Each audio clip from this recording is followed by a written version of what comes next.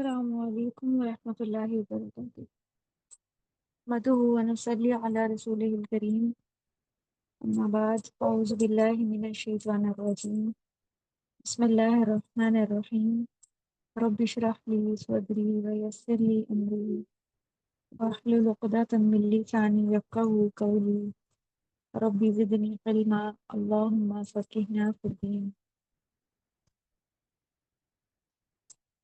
کیسی ہیں آپ؟ الحمد للہ ٹھیک۔ آپ کی اسٹڈیز کیسی جا رہی ہیں؟ اچھی جا رہی ہیں؟ جی اچھا، ماشاء اللہ، اللہ تعالیٰ آپ کو کامیاب کریں۔ آج ہم نے کس آیت سے سٹارٹ کرنا ہے؟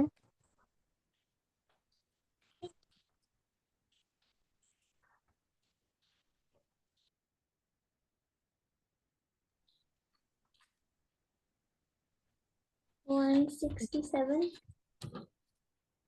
اور 167 تو ہو گئی تھی۔ جی جی اس سے آپ آگے۔ ایک ایرو لگا کے ڈیٹ مینشن کر لیا کریں جہاں پہ ہم سٹاپ کرتے ہیں۔ جیسے 167 پہ سٹاپ کیا تھا تو وہاں ایک بریکٹ یا ایرو لگا کے اس دن کی ڈیٹ انٹر کر دی۔ آیت نمبر 168، یہاں پہ کھانے کی بات ہو رہی ہے آیت نمبر 168 میں، اور کھانا آج ہمارا ایک پسندیدہ مشغلہ ہے امت مسلمہ کا۔ یا ایہا الناس، تمام لوگوں سے خطاب کیا جا رہا ہے۔ کلو، کھاؤ، مما فی الارض، جو بھی زمین میں ہے، حلالن، حلال بنا کر، طیبہ اور پاکیزہ بنا کر۔ نوٹ کر لیں حلال کسے کہا جاتا ہے۔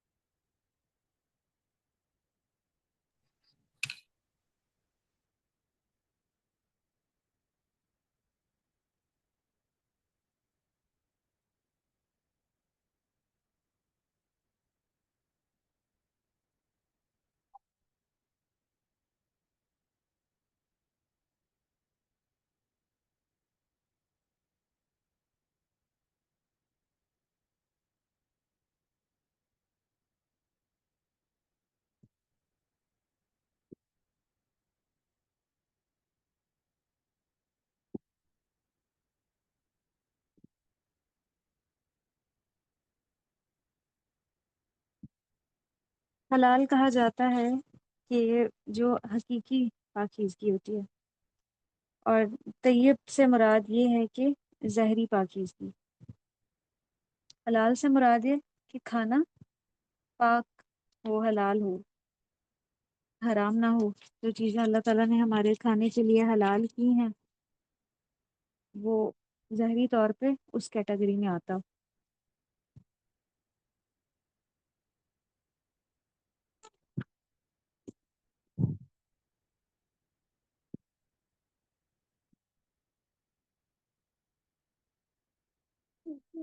حلالن میں لکھیں جو حقیقی طور پہ حلال ہو، اور طیبہ سے مراد یہ ہے کہ طیب بھی ہو، پاکیزہ بھی ہو۔ نبی کریم صلی اللہ علیہ وسلم نے فرمایا کہ اے لوگو، اللہ تعالیٰ پاک ہے اور پاک صاف مال ہی قبول کرتا ہے۔ کہ اگر ہم اللہ تعالیٰ کے راستے میں کوئی چیز صدقہ کرتے ہیں تو وہ صدقہ کی ہوئی چیز بھی تب قبول ہوگی جب وہ حلال مال اور حلال ارننگ میں سے دی گئی ہوگی۔ اگر ارننگ حلال نہیں ہے، حرام ہے، تو وہ صدقہ بھی قبول نہیں کیا جائے گا۔ ایک بار آپ نے ذکر کیا ایک ایسے شخص کا جو بہت لمبا سفر طے کر کے آیا ہو اور اس کے بال بھی خاک آلود ہو، مطلب جس طرح لمبا سفر کرنے کے بعد چہرے پہ ایک سفر کے اثرات ہوتے ہیں، وہ اس کے چہرے سے نمایاں ہو، تھکا ہوا چہرہ اور گرد یا مٹی بھی پڑی ہوئی، اور وہ اپنے ہاتھ آسمان کی طرف پھیلاتا ہے اور کہتا ہے کہ اے میرے پروردگار، اے میرے پروردگار، جبکہ اس کا کھانا حرام ہے، اس کا پینا حرام ہے، لباس حرام ہے، اور جس غذا سے اس کا جسم بنا وہ بھی حرام ہے، تو اس کی دعا کیسے قبول ہوگی؟ تو اس سے یہ بات، اس حدیث سے یہ بات سمجھ میں آ رہی ہے کہ اگر کسی کا کسی کی ارننگ حرام کی ہے اور اس کا کھانا پینا حرام کا ہے، تو اس کی دعا قبول نہیں ہوتی۔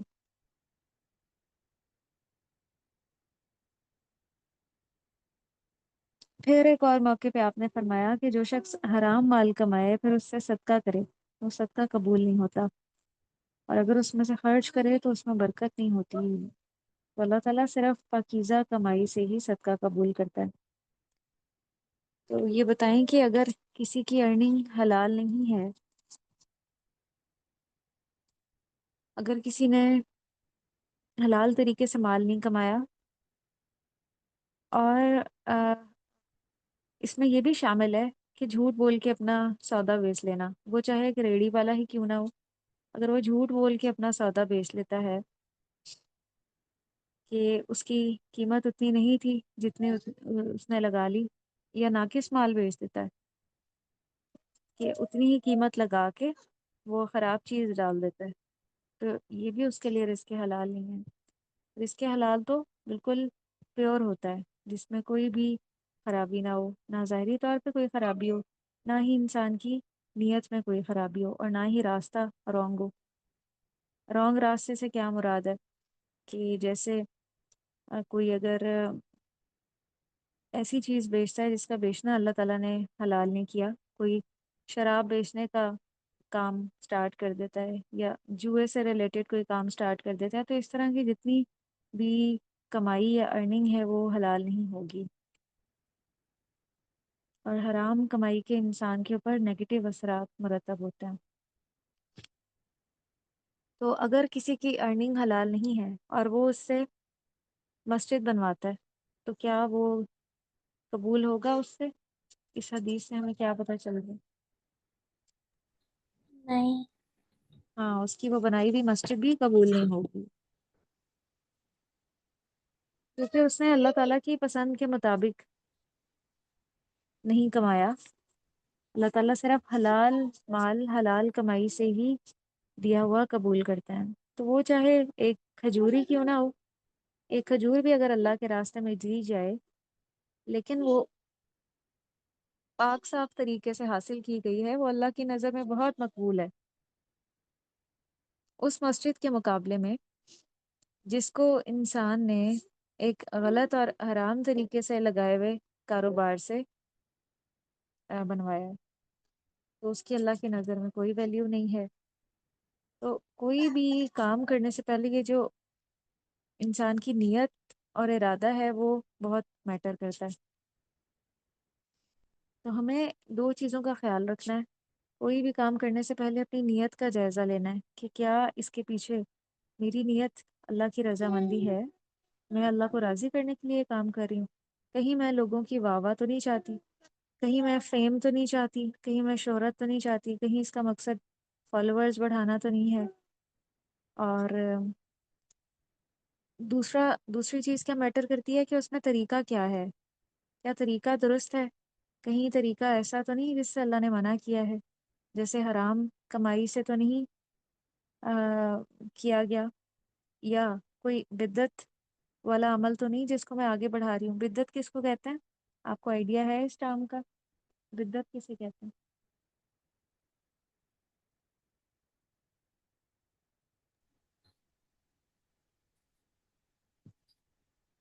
بدعت مطلب کسی برے سینس میں کوئی ٹرم ہے مطلب؟ ہم، دین سے ریلیٹڈ ہی ہے۔ دین میں بدعت کس چیز کو کہا جاتا ہے، کس عمل کو کہا جاتا ہے جو لوگوں نے کیا کیا ہو، خود سے ایجاد کر لیا ہو جی۔ اور اس کو دین سے منسوب کر دیا ہو؟ جیسے دنیاوی لحاظ سے تو انوینشن اور انوویشن بہت اچھی چیز ہے، لوگ خوش ہوتے ہیں اگر کوئی نئی انوینشن آ جائے، کوئی نئی ڈسکوری آ جائے، لیکن آج نبی کریم صلی اللہ علیہ وسلم دین کو ہمارے لیے مکمل کر گئے ہیں۔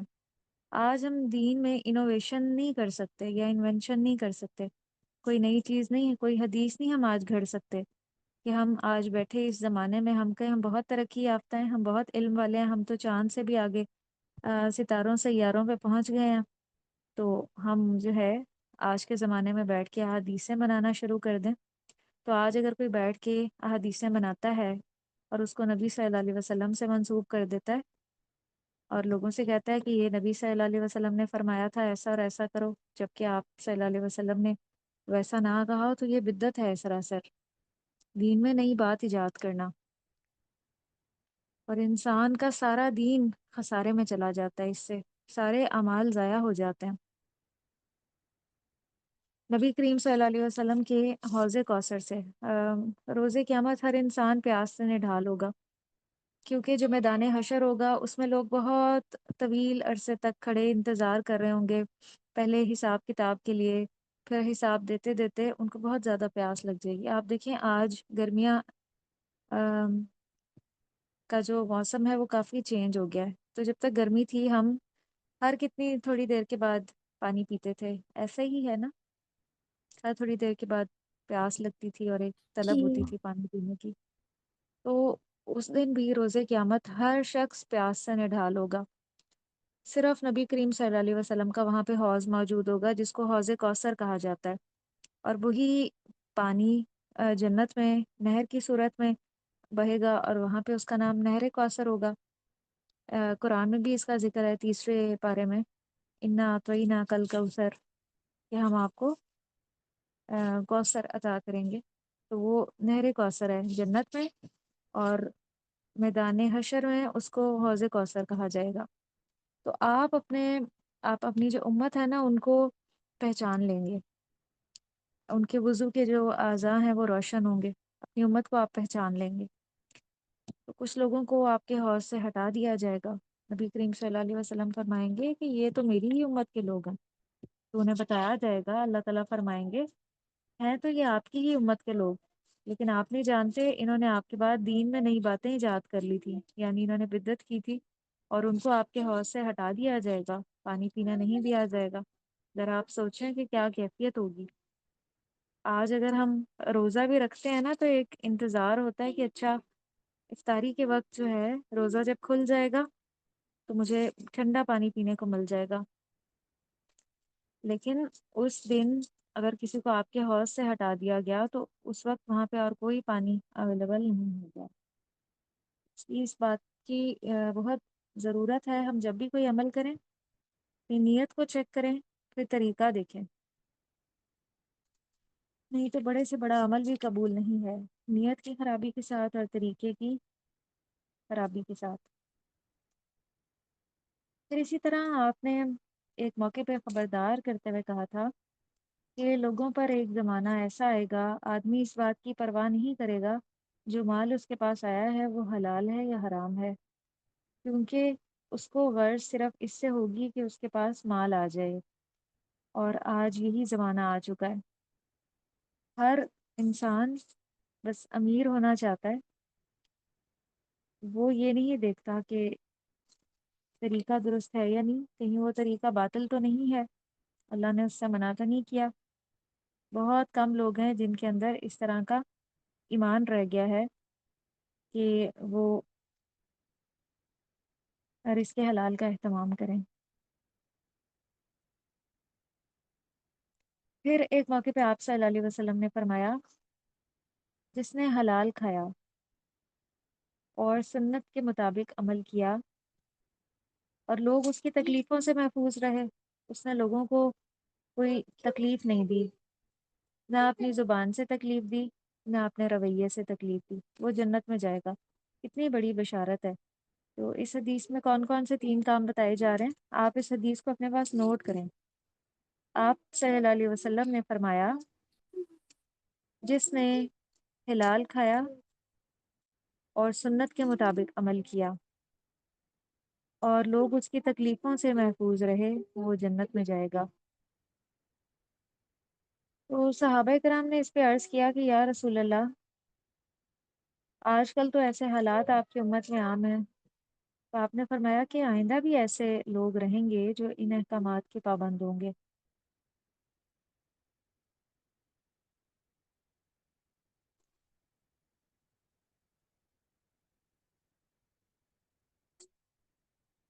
اور ایک اور حدیث آپ لکھیں، بڑی زبردست حدیث ہے۔ ایک موقع پہ آپ نے عبداللہ بن عمر سے فرمایا کہ چار خصلتیں ایسی ہیں کہ دنیا میں کچھ بھی حاصل نہ ہو تو تمہارے لیے یہی چار کافی ہیں۔ خصلتیں ہوتی ہیں کوالٹیز۔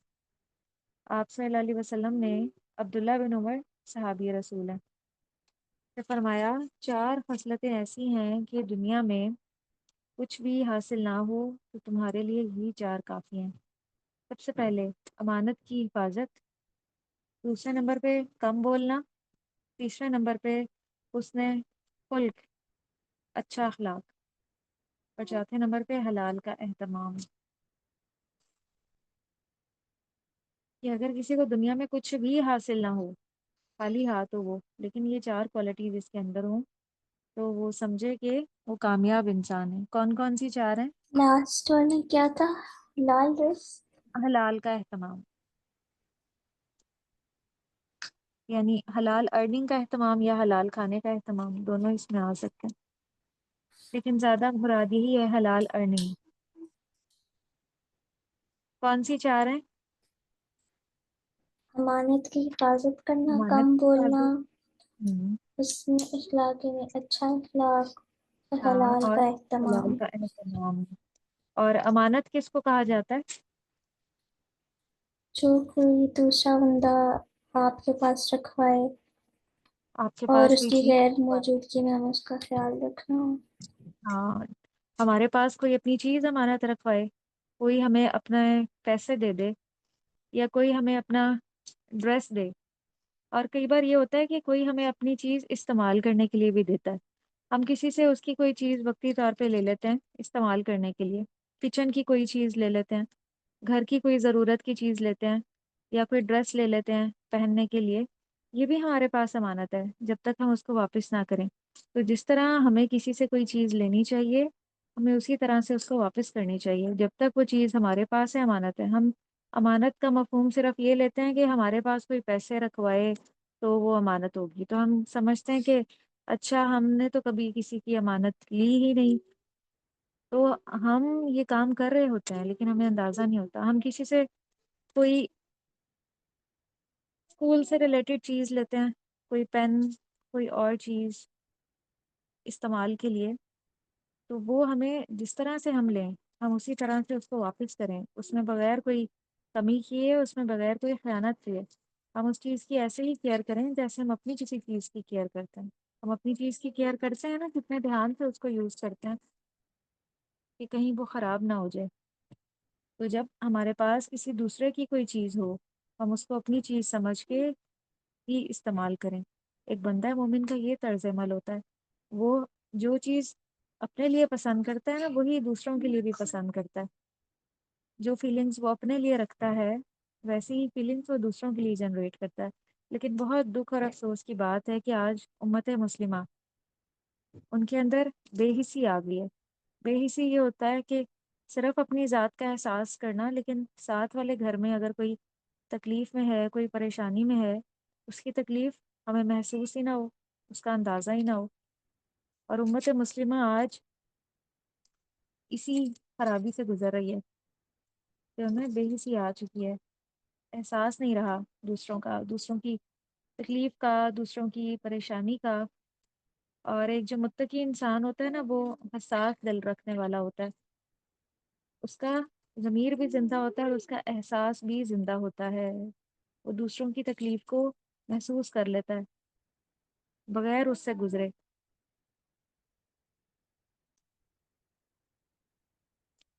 ایک بار سعد بن ابی وقاص نے آپ صلی اللہ علیہ وسلم سے درخواست کی، صحابی رسول ہیں سعد بن ابی وقاص، آپ سے درخواست کی کہ میرے لیے دعا کیجئے کہ میری دعائیں قبول ہوا کریں۔ یہ بہت بڑی سعادت کی بات ہے کہ اگر کسی کی دعائیں قبول ہوں۔ تو آپ صلی اللہ علیہ وسلم نے فرمایا تھا، ان کو نصیحت کی تھی کہ اپنا کھانا حلال اور پاک بنا لو، یہ پاک کھانے کا اور حلال کمائی کا اہتمام کیا کرو۔ تو یہ دعائیں قبول ہونے کے لیے ایک ٹول ہے، حلال کھانا اور پاکیزہ کھانا، کیونکہ انسان جو کچھ بھی کھاتا ہے نا، اس سے اس کے رویے اور جسم پہ اثر ہوتا ہے۔ تو جب وہ عبادت کرتا ہے تو وہ اثرات اس کے اوپر آتے ہیں۔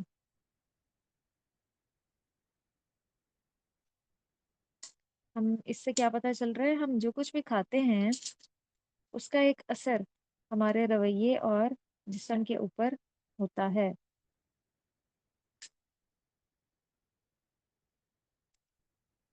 جو چیزیں اللہ تعالیٰ نے کھانے میں حلال کر دی ہے نا مسلمانوں کے لیے، ان کے کھانے کا انسانی جسم پہ ایک بہت پازیٹیو افیکٹ ہوتا ہے۔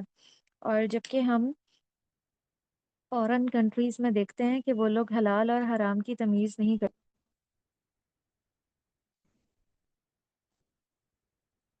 وہ ہر چیز کھا لیتے ہیں،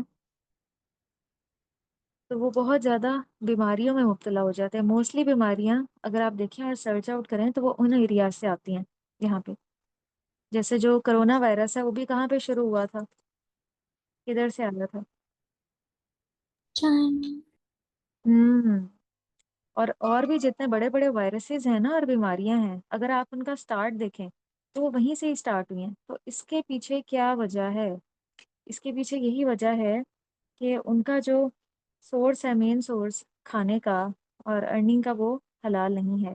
وہ لوگ حلال چیزیں نہیں کھاتے جو اللہ نے حلال کی ہیں کھانے میں۔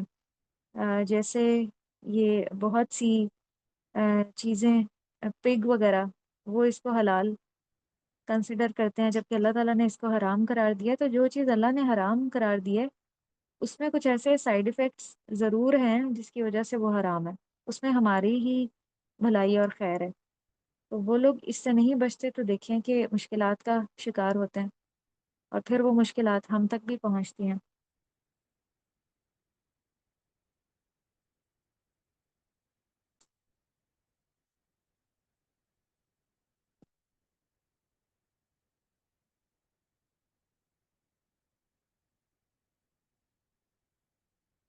پھر میں آپ کو آخرت کے دن کے کچھ کمپلسری سوال بتاتی ہوں جو ہر ایک سے پوچھے جائیں گے۔ اگر آپ کو آپ کے پیپر سے متعلق پتہ چل جائے کچھ کمپلسری کوسچنس کا، تو کیا آپ ان کو سب سے پہلے تیار کریں گی، جن کے بارے میں آپ کو شیورٹی ہو کہ یہ پیپر میں ضرور آئیں گے؟ آپ کے ٹیچر آپ کو گیس جی دے دیں، اگر آپ کے ٹیچر آپ کو کچھ امپورٹنٹ کوسچن بتا دیں اور ایسے امپورٹنٹ بتائیں کہ وہ کہیں کہ 90% شیورٹی ہے کہ یہ ضرور پیپر میں آئیں گے، تو آپ پہلی اٹیمپٹ میں ہی ان کو بہت اچھے سے تیار کر لیں گی۔ تو ہمیں بھی نبی کریم صلی اللہ علیہ وسلم نے آخرت کے دن کے بارے میں کچھ کمپلسری سوال بتا دیے ہیں، وہ ہر ایک سے پوچھے جائیں گے۔ جب تک کوئی ان کا جواب نہ دے دے میدان حشر سے ہل نہ سکے گا، باری باری وہ سب سے پوچھے جائیں گے۔ سب سے پہلا سوال یہ ہوگا کہ اپنی عمر کس کام میں لگائی؟ سب سے پہلا کوشچن کیا ہوگا؟ اور آپ یہ 5 سوال لکھ لیں، میدان حشر کے 5 سوال۔ سب سے پہلا سوال یہ ہوگا کہ اپنی عمر کس کام میں لگائی، اور ہمیں بتانا ہوگا وہاں پہ۔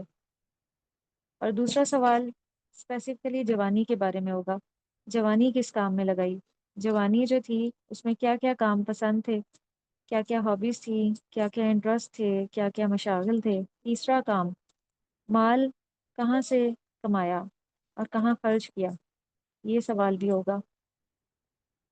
اور چوتھا سوال، جو علم حاصل کیا اس پہ عمل کتنا کیا۔ تیسرا سوال، مال کہاں سے کمایا، اور چوتھا، مال کہاں پہ خرچ کیا، اور پانچواں، جو علم حاصل کیا اس پہ عمل کتنا کیا۔ پہلا سوال کیا ہوگا؟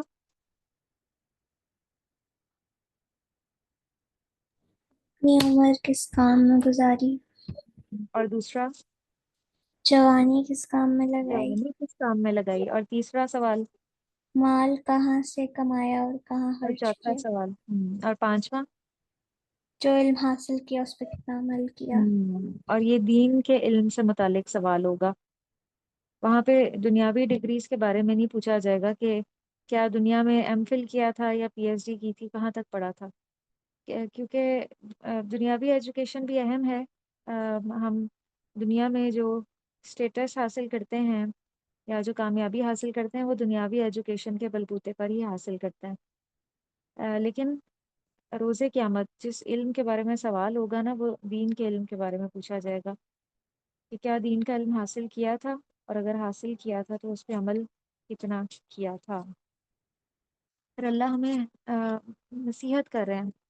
आयत के अंदर अल्फाज हैं, वला तत्तबिऊ, और ना तुम पैरवी करो खुतुवात शैतान, शैतान के कदमों की। शैतान के पीछे ना चलना। शैतान के पीछे चलने से क्या मुराद है, नोट करें। शैतान के पीछे चलने से क्या मुराद है। जो चीज़ें अल्लाह ने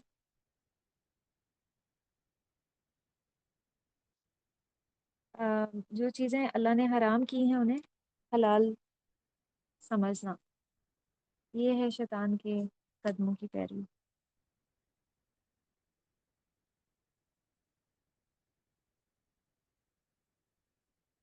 जो चीज़ अल्लाह ने हराम की है उसे हलाल समझना, या अगर कोई चीज़ अल्लाह ने हलाल की है तो उसे हराम समझना। बहुत से लोग ऐसे भी करते हैं, अब किसी खाने को खुद से हराम कर लेते हैं या अपने ऊपर पाबंदी आयद कर लेते हैं।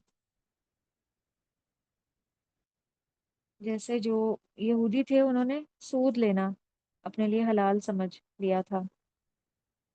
सूद अ, लेना जो है ना, वो अपने लिए हलाल समझ लिया था। सूद या इंटरेस्ट क्या होता है। इंटरेस्ट हमारे दीन में जो है ना वो हलाल नहीं है उसको लेना। सूद या इंटरेस्ट क्या होता है, आप इसको डिफाइन करेंगे। यानी मतलब अगर आप किसी को पैसे कर्ज दें और जब अ, उसके लौटाने का वक्त आए तो उससे एक्स्ट्रा पैसे वसूल करना। बिल्कुल, मैं आपको 1000 देती हूँ और मैं कहती हूँ कि जब आपने मुझे रिटर्न करना है तो 2000 करना है। तो ये जो है ना, ये सूद है और इंटरेस्ट है, इसका लेना हलाल नहीं है। ऐसी अर्निंग क्या हलाल होगी। ऐसी नहीं। अर्निंग हलाल होगी नहीं, हलाल होगी। हालांकि किसी को कर्ज देना बहुत अच्छी बात है, ये नेकी और सवाब का काम है, किसी की मदद करना और उसको कर्ज देना। लेकिन जो अगला काम है ना वो सही नहीं है, उस पर सूद लेना और इंटरेस्ट हासिल करना। इन्नहु लकुम अदुव्वुम मुबीन, बेशक वो तुम्हारा खुला दुश्मन है। तो बसा औकात शैतान हमारे लिए नेकी के बहुत से काम क्या है वो खराब करवा देता है। जैसे मैंने ये अभी आपको मिसाल दी कि किसी की मदद करते हुए उसको कर्ज देना नेकी का काम है, लेकिन अगर कोई साथ इंटरेस्ट भी तय कर लेता है तो ये शैतानी काम है। शैतान इस तरह के काम करवा के वो जो असल नेकी है ना उसको ज़ाया करवा देता है। या सदका करना बहुत बड़ी नेकी है। कुरान में बार बार सदके का जिक्र है कि अल्लाह के रास्ते में खर्च करो, सदका दो, मदद करो। तो बहुत से लोग सदका करते भी हैं लेकिन बाद में एहसान जता जता के, अजियत दे दे के अपने उस सदके को ज़ाया कर देते हैं। शैतान ज़ाया करवा देता है। जब अगला, जैसे घर में हेल्पर्स हैं उनको सदका दे दिया, तो जब उन्होंने काम ठीक ना किया तो फौरन उनको बताया या जताया कि तुम्हें बस लेने का ही पता है। तो ये क्या है, एहसान जताना है। हम क्या उससे अपना फ़ायदा हासिल करने के लिए दे रहे हैं कि हम थोड़ा सा दुनिया का फ़ायदा हासिल कर लें कि वो हमारे काम मज़ीद बेहतर कर दे, हम उससे एक्स्ट्रा काम लेना शुरू कर दें। हमने तो अल्लाह की रज़ा के लिए दिया था, अल्लाह की खुशनुदी के लिए, तो बस दिया और उसको भूल जाएं। हमारा अजर अल्लाह ने महफूज कर लिया।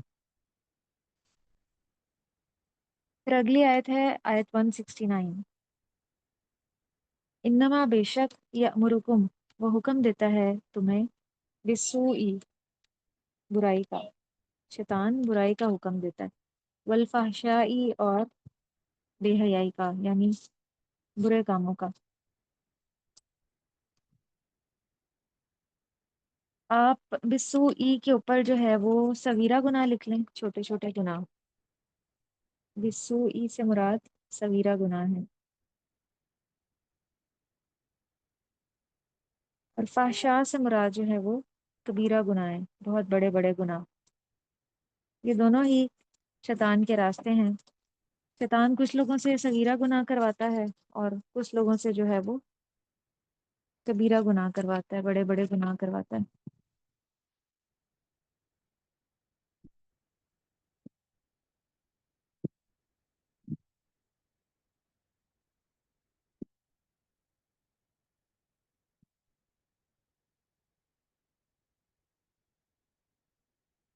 وَأَن تَقُولُوا، اور یہ کہ تم کہو، علی اللہ، اللہ پر، ما لا تعلمون، جو نہیں تم جانتے، یعنی اپنے طور طریقوں میں اللہ کی مرضی کی بجائے اس کی مرضی شامل ہو جائے، شیطان کی مرضی۔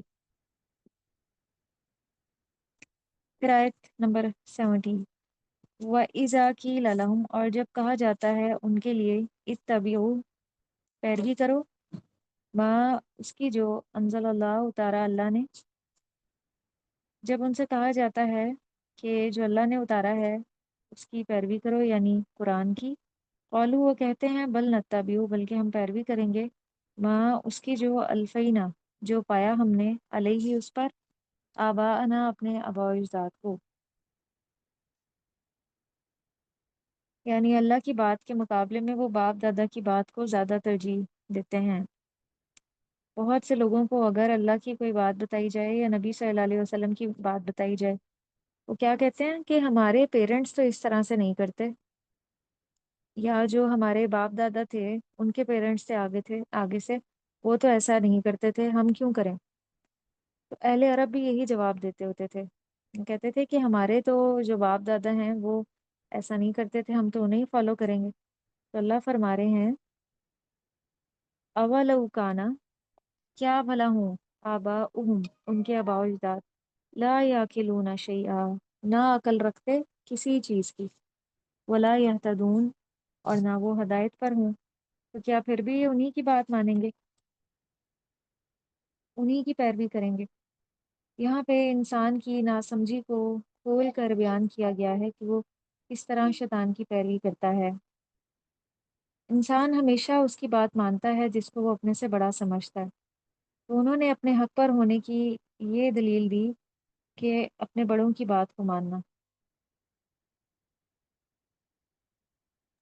جبکہ اسلام میں کسی بھی چیز کی سچائی کی بنیاد یہ ہے کہ وہ اللہ کی طرف سے ہو، یہ اس کے سچے ہونے کی سب سے بڑی دلیل ہے اسلام میں۔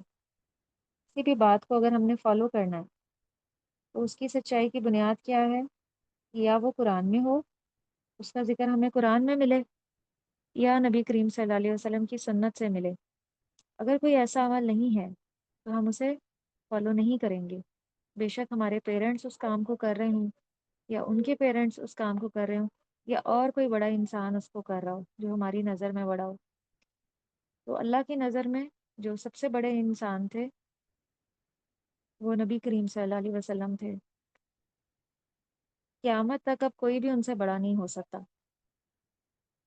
چاہے دنیاوی لحاظ سے کوئی کتنے بھی بڑے لیول پہ پہنچ جائے۔ تو ہمارے لیے رول ماڈل صرف نبی صلی اللہ علیہ وسلم کی ذات ہے۔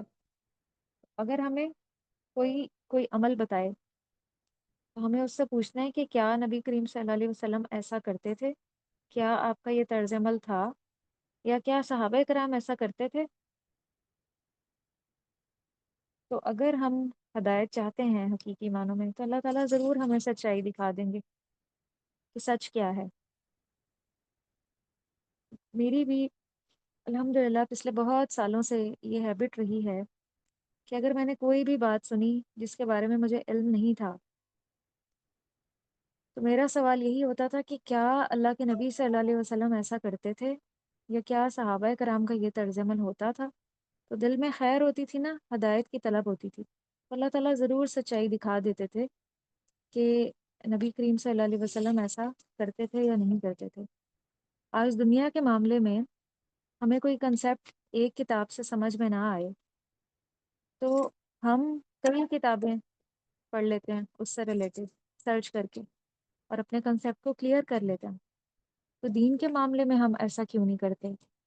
ہم کیوں اس سے متعلق احادیث کو فائنڈ آؤٹ نہیں کرتے یا تلاش نہیں کرتے؟ تو ہمارے دل میں आप सल्लल्लाहु अलैहि वसल्लम की अहादीस की ऐसी ही मोहब्बत होनी चाहिए, और अल्लाह ताला हमारे दिल में ऐसी मोहब्बत डालें कि हम कोई बात सुने जिसकी निस्बत आपसे की गई हो तो हम उसकी तहकीक करें, चाहे उसके लिए हमें 10 किताबें फाइंड आउट करके वहां से पढ़ना पड़े, हम पढ़ें उसको। फिर आयत नंबर 171 लास्ट है।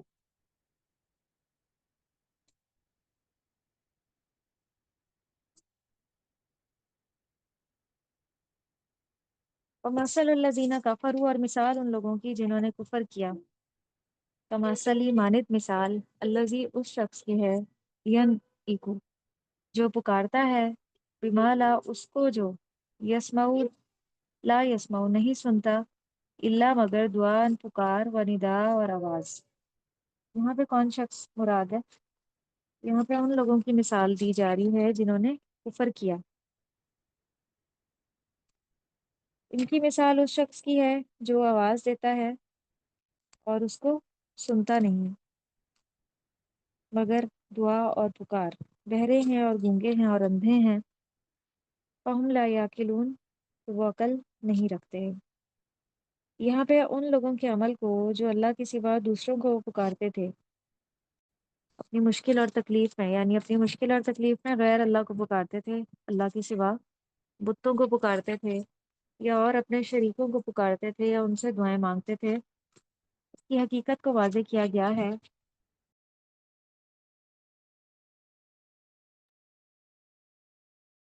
वाजे किया गया है कि ऐसे लोग जब अल्लाह के सिवा दूसरों के आगे हाथ फैलाते हैं तो उनका ये अमल कैसा है। उनका ये अमल ऐसा है कि एक इंसान जो आवाज लगा रहा है, जैसे एक चरवाहा आपने देखा होगा कि जानवरों को पुकारता है, और वो जो जानवर है ना वो उसकी आवाज के सिवा कुछ भी नहीं समझते कि कहा क्या जा रहा है। यानी उन लोगों की हालत जो है ना वो बेअकल जानवरों की तरह है, जो अल्लाह के सिवा गैर अल्लाह को पुकारते हैं और उनसे दुआ करते हैं।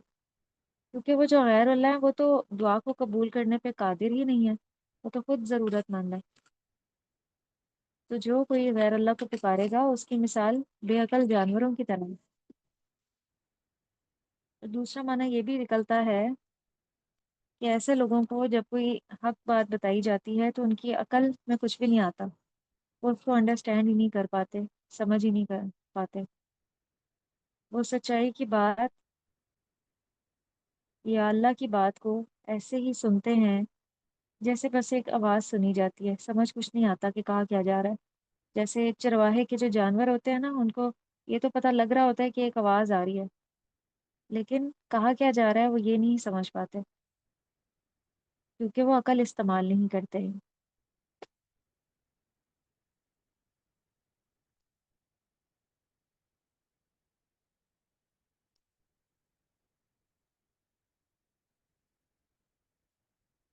तो दुनिया में इंसान ने जिसको भी फॉलो किया वो रोज़े क़यामत उसी के साथ होगा, जिसकी बात को उसने माना, जिसकी बात के पीछे वो चला। तो हमें ये देखना है कि हम किसको फॉलो कर रहे हैं,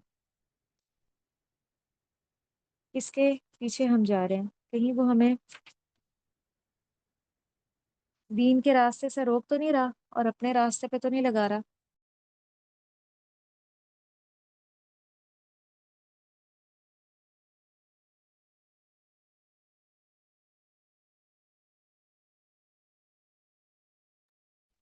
मसलन मैं आपको एक मिसाल दूं कि आप एक शख्स के पीछे पीछे चल पड़े, लेकिन आपको पता ही नहीं कि वो कहाँ जा रहा है। तो उसके पीछे चल के आपको भी नहीं मालूम कि कहाँ पहुंच जाए आप। तो जो अक्लमंद इंसान है ना वो हर एक के पीछे नहीं चल पड़ता। मसलन आप गाड़ी चला रहे हैं और एक गाड़ी आपको रास्ते में बड़ी पसंद आ गई, तो क्या आप उसके पीछे चल पड़ेंगे अपनी मंजिल को छोड़ के? आप स्कूल या कॉलेज नहीं। जा रही थी, रास्ते में एक और गाड़ी बड़ी पसंद आ गई, तो क्या अपनी मंजिल छोड़ के उसके पीछे चल पड़ेंगे? तो हो सकता है वो जो आपकी मंजिल थी उससे बिल्कुल ऑपोजिट डायरेक्शन में जा रही हो। तो कितना वक्त, कितना सरमाया और कितनी मेहनत जाया हो जाएगी एक गलत डायरेक्शन और एक गलत स्टेप लेने से। तो हर खूबसूरत चीज, हर खूबसूरत नारा, स्लोगन اور ہر خوبصورت پرسنالٹی کے پیچھے چل پڑنا یہ کوئی عقل مندی کی بات نہیں ہے۔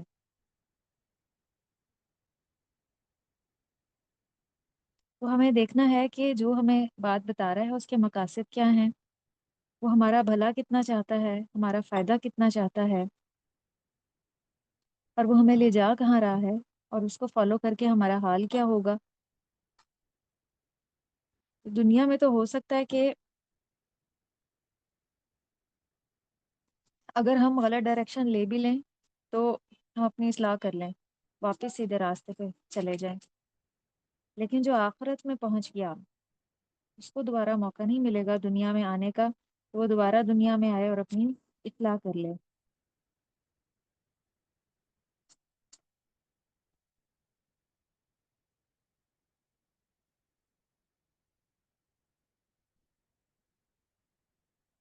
تو اس لیے کسی بھی انسان کو فالو کرنے سے پہلے ہمیں دیکھ لینا ہے کہ کیا وہ ہمارے اندر اللہ کی محبت پیدا کر رہا ہے، یا کوئی کسی خاص شخصیت یا بزرگ کی طرف بلا رہا ہے، کسی خاص نظریے یا جماعت یا گروہ کی طرف وہ بلا رہا ہے، کسی خاص سوچ کی طرف بلا رہا ہے۔ ورنہ قیامت کے دن کیا ہوگا کہ کوئی کسی کے کام نہ آئے گا، کوئی کسی کو نہیں پوچھے گا۔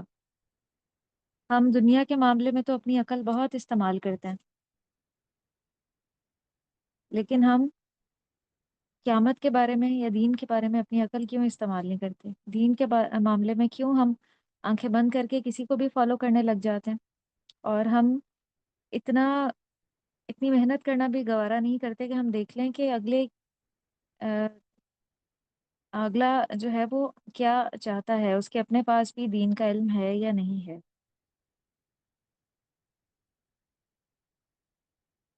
تو اس لیے ہمیں یہ نہیں دیکھنا کہ اگر کسی کے 1 ملین فالوورز ہیں تو وہ حق پہ ہے، کسی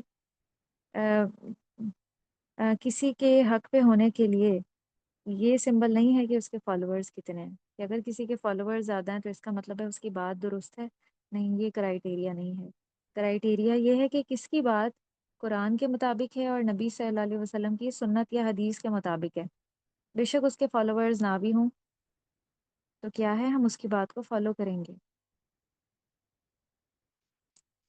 میں تھوڑا سا آپ سے اسی لیسن میں سے کچھ کوشچنس پوچھنا چاہوں گی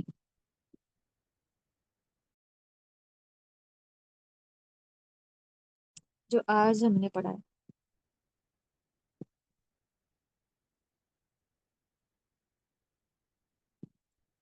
کھول لیں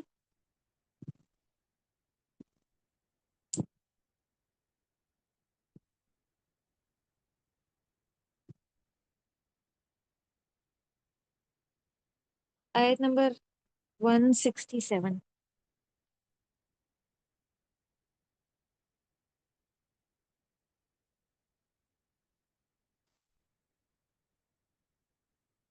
آیت نمبر 167 سے آپ بتائیں۔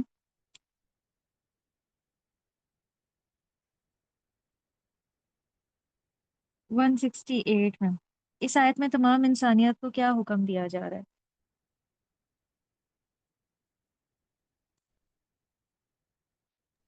کہ تم حلال اور پاکیزہ چیزیں کھاؤ ہم، اور اور دوسرا حکم کیا شیطان دیا کے جا رہا قدموں ہے؟ یعنی شیطان کو فالو نہ کرو کیونکہ وہ ہمارا دشمن ہے۔ حلال اور طیب سے کیا مراد ہے؟ پاکیزہ یعنی حلال سے مراد ہے حقیقی پاکیزگی، ہم، اور جی، طیبہ جسے چیز شریعت نے حلال قرار دیا ہو۔ حلال وہ ہے جسے شریعت نے حلال قرار دیا ہو، اور طیب سے مراد،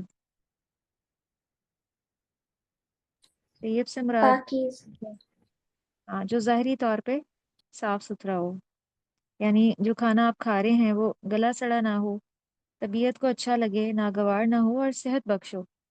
ہم اگر بیکری آئٹمس کھا رہے ہیں تو ہم اس کے بارے میں سرچ کریں کیا وہ صحت کو فائدہ بھی دیتے ہیں، کہیں وہ کھانے سے میری صحت تو خراب نہیں ہو جائے گی، اس میں نیوٹرینٹس کتنے ہیں۔ اور بیکری آئٹمس جو ہوتے ہیں ان میں نیوٹرینٹس بالکل بھی نہیں ہوتے، یعنی ان میں وائٹامنز اور منرلز نہیں ہوتے، صرف شوگر، سالٹ اور فیٹ سے مل کے وہ چیزیں بنتی ہیں، یا وائٹ فلور جو صحت کو بہت نقصان دیتی ہیں۔ تو ان چیزوں سے بہت بچنا چاہیے، پیور چیزیں کھانی چاہیے جو اللہ تعالیٰ نے بنائی ہیں۔ अच्छा फिर शैतान के कदमों की पैरवी से क्या मुराद है?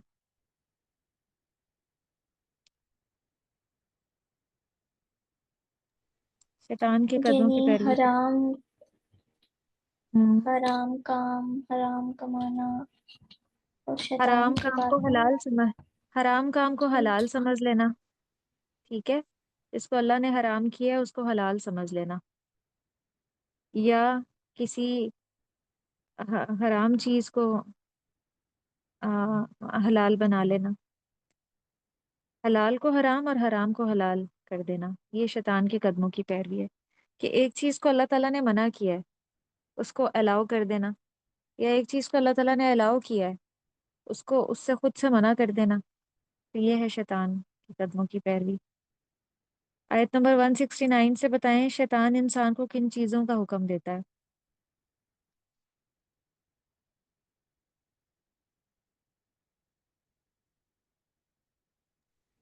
बुराई और बेहयाई का।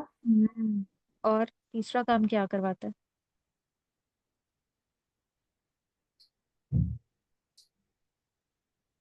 आयत के अंदर ही इसका भी जवाब है। तीसरा काम क्या करवाता है?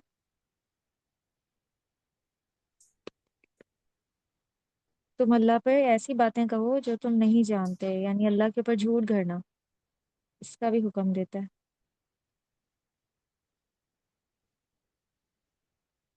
आयत नंबर 170 में मेरा आपसे सवाल है कि अबाउट इस बात की पैरवी किस सूरत में की जा सकती है? किस सूरत में अबाउट इस बात की पैरवी की जा ये नया सकती है? बात बातें जो बुरे काम किए हम उनको फॉलो ना करें और फॉलो उनकी ना। नेकियों को फॉलो करें। किस सूरत में फॉलो कर सकते हैं? अगर उनका तरीका दुरुस्त हो, सुन्नत के मुताबिक हो, तो तो उनके फिर तरीकों को फॉलो कर सकते हैं। तो उनको फॉलो कर सकते हैं, तब पैरवी कर सकते हैं, वरना उनकी तकलीद नहीं कर सकते। चलें ठीक है, आज हम इतना ही करेंगे इंशाल्लाह। वाखिरु दावाना अल्हम्दुलिल्लाहि रब्बिल आलमीन, सुब्हानकल्लाहुम्मा व बिहम्दिका, नशहदु अल्ला इलाहा इल्ला अंता, नस्तगफिरुका व नतूबु इलैक। वस्सलामु अलैकुम व रहमतुल्लाहि व बरकातुहू। वालेकुम